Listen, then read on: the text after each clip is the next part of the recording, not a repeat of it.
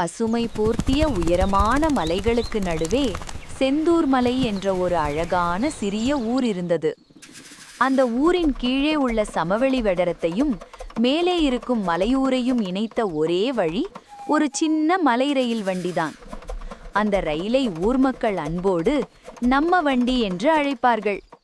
காலை 6 மணிக்கு டூம் டூம் டூம் என்று சத்தம் கேட்டாலே ஊரே விழித்துக் கொள்வது போல இருக்கும். பால் வியாபாரி மூர்த்தி, காய்கறி விற்கும் காளியம்மாள், பள்ளிக்கு போகும் குட்டி குழந்தைகள், மருத்துவமனைக்கு போகும் மூதாட்டி பாட்டி அனைவரும் அந்த ரயிலின் பயணிகள்தான். ஒரு நாள் மழைக்காலம் ஆரம்பித்தது. மலையில் பலமாக மழை பெய்தது. மண் சரிந்து ரயில் பாதையின் ஒரு பகுதி சேதமடைந்தது. அன்று காலை ரயில் வரவில்லை. ஊர் மக்கள் கவலையடைந்தார்கள். இன்னைக்கு பால் எப்படி போகும்? குழந்தைகள் பள்ளிக்கு போக முடியாதே.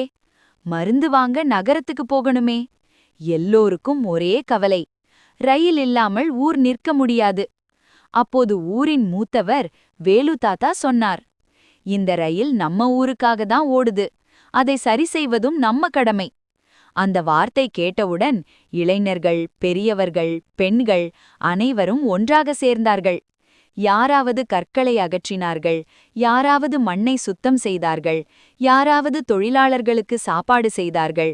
குழந்தைகள் கூட நம்ம ரயில் சீக்கிரம் வரணும் என்று கைத்தட்டி உற்சாகப்படுத்தினார்கள்.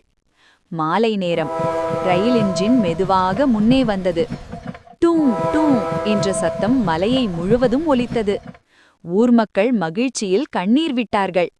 ரயில் ஓட்டுநர் சிரித்துக்கொண்டே சொன்னார், இப்படி ஒற்றுமையாயிருந்தா இந்த மலை கூட உங்களை தடுக்க முடியாது. அந்த நாள் முதல் ரயில் வெறும் வண்டி அல்ல, அது ஊர் மக்களின் ஒற்றுமையின் சின்னமாக மாறியது. மலைமேலோடும் அந்த ரயில் போலவே ஊர் மக்களின் வாழ்க்கையும் ஒற்றுமையுடன் முன்னே ஓடியது.